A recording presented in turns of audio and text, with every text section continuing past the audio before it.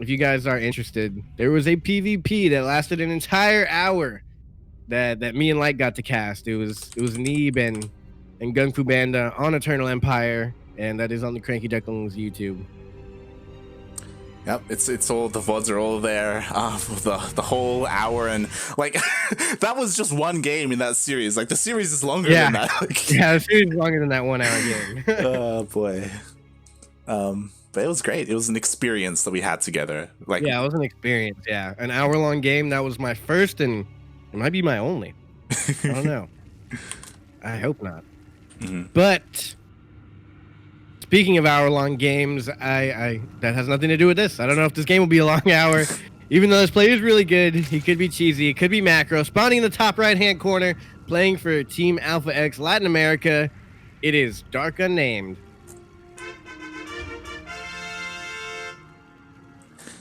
And spawning in the bottom left-hand corner of Ice and Chrome LE, we have the Chilean Protoss player representing himself as he is teamless. It is Halogen.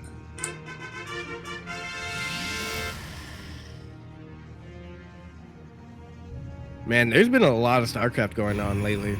Yeah, I'm kind of loving it. Yeah, it's nice that you know, DreamHack, it's slowed down a little bit to where, like, you know, there's not too much happening at once. It's just like the groups, so like we can focus on it and actually, you know, enjoy it. Yeah, now we can enjoy like the main event, so to speak, and we can enjoy DSL a little bit more if people are catching that, as well as all the other side tournaments that go on that have to be watched as well. And now the Team League that just got announced, which is crazy. Yeah. And, I don't know if you, go ahead. I don't know if you saw, but the team draft for that Team League is on YouTube. Yeah, I saw it. It was interesting. Sarah and Special on the same team. I think that's cool. Yeah. It's you know, it's cool. Obviously there's still a lot of criticism. After the draft happened, there were people saying like, oh, like, you know, it would have been nice if the teams had a little bit more representation, or sorry, like the range of players, you know, was a little bit wider. I know that, like, you know, people were saying like, oh, like, you know, there's no like Taiwan representative, like no one picked Haas, for example, stuff like that. I mean, I get it, but it's I don't know. Like, the format is not to be an all-inclusive for every region format. It's more of a for fun format. Yeah. It feels like there's a lot of people that want it to be something that it's not. But yeah. They're trying to make it into something else. Yeah. But that's something else that they want it to be would be pretty cool too. So yeah, that would be cool too. Yeah. But I like how they did it. You know, there's plenty of complaints to be had. No event is perfect, and I really like watching one of the recent Pylon shows where they were talking about DreamHack and the formats. They were talking with like Zombie Grub and Fear Dragon, and I think Maynard as well. Yep. They had some pretty good points on it. Yeah. Like, one thing Fear Dragon even said, like, he was like, how different would it be if they color coded the brackets for different regions? Yeah, exactly, right? And I was like, dude, yes. It's all just one giant bracket. Like, if you made it US one color, you know, EU, but they're taking it all into consideration, and they're gonna fix it. I think they're gonna do better. Yeah. I think what's important is that it's really cool that the casters aren't afraid to give criticism for ESL. Yeah, they're not afraid to really speak their mind. Which I don't know if it's a good choice, because there's not many events to cast these days. Yeah. They're just making us, all right, so we don't book Zombie Grub again. We don't book Maynard again. All right, so we're blacklisting these people. They are. And now there's room for the Yodaslims to come up. But I guess we could talk about the game a little bit. It was a pretty passive opener. What's it called? The Adept did end up dying to Lings, but the Oracle's already on his way. Interesting positioning of the Stargate. He did put it pretty far back, which makes it a little bit more time for it to get all the way across the map, but it's definitely hidden. Yeah, and the Oracle gets to the third base. Luckily, it wasn't really saturated, so there was only one drone there. And it turned into a 4, which he now needs, knowing that there's Oracles on the map. Yeah. It was kind of perfect. It's really a fail, though, like, for the Protoss, because you got nothing done. Yeah, the first Oracle didn't really do much, but, you know, it still saved the majority of its energy. You know, he turned off the beam. So now he has 2. He can dive back in whenever he needs to. It looks like he will get spotted by the Overlords, though. So nicely done by DarkUnnamed. Like, he should have pretty good vision. He should be relatively safe, but see if Halogen can get anything done. Yeah, he's droning up heavily. He's going for a layer and a whole bunch of drones here. Activated his beams just for that one drone. I don't know if you can reactivate now. Yeah, it goes to show like how desperate you are for like something, right? Like you go for double oracles. I'm surprised he hasn't just jumped on a mineral line yet. I feel like this is more him showing how, like he needs to just jump on a mineral line and just shoot a couple down. Oh, this is not the value you want. It's so hard to micro this stuff though. Yeah, and DarkUnnamed, he was already there with the queens, forcing the cancel for that stasis ward. So Halogen, he's trying to find some kind of opening, but defensively, DarkUnnamed is all over the place with his queens, like trying to chase down where the oracles could go. So far, like this Stargate opener hasn't really paid for itself. Yeah, he got the creep tumor. Yeah, you take what you can get. No Phoenix follow up. I love the Phoenix follow up. Yeah, instead, as he's doing like the Zealot rush, I think, right? Yeah, +1 melee. We should be seeing Zealot legs once the Twilight Council finishes, so he's transitioning into what looks like a pretty strong Immortal Zealot push. Yeah, where's this Twilight Council in the main? Yeah, just finished up. I did not see that. Right there in the middle. Yeah, so he's getting Zealot legs. I feel like this is becoming more popular again. Like, I feel like Zealot legs wasn't the most super popular, most common build now, but now I see it all the time. Oh, it's awful.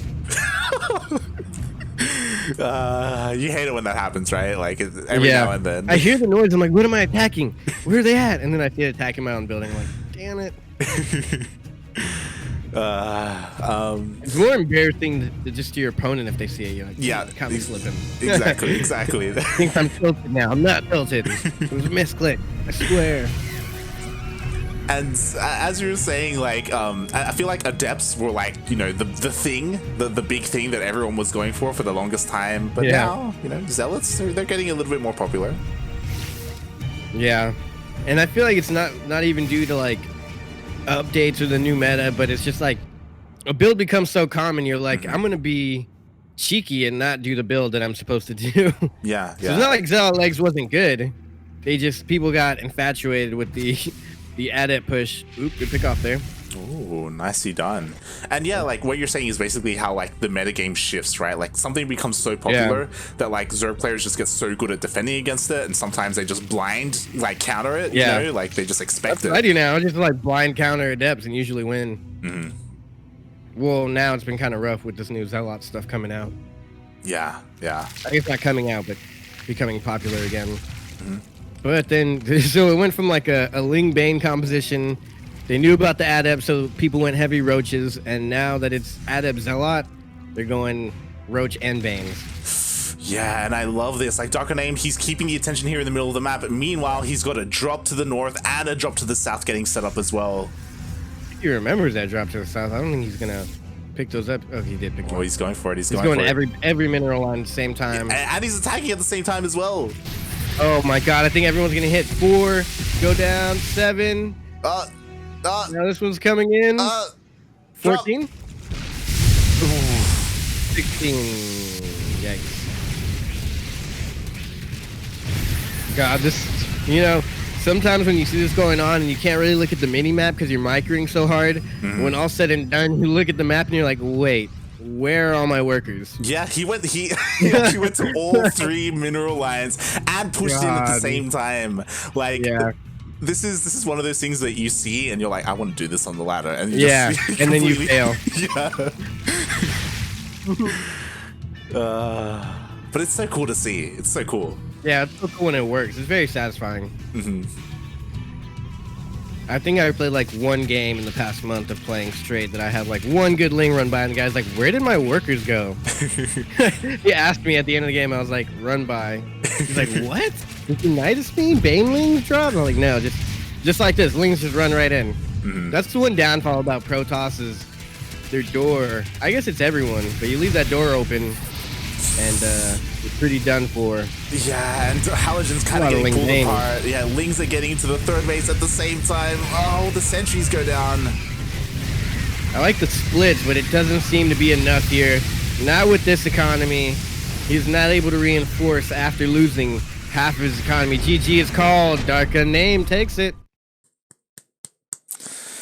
Got fast for Halogen to beat DarkUnnamed. Yes. GG, well played. DarkUnnamed advances on, and I hope he's warmed up after that series because he's got one of the best Protosses next. Yeah, it's gonna be a good day for Protoss, maybe, or an interesting. It's gonna be a fun day if you're a Protoss player. I can't say a Protoss will win or advance too far, but should yeah. For those of you who are familiar, I don't know if you know the guy. His name's Paco Mike. I don't know if anyone's ever heard of him before.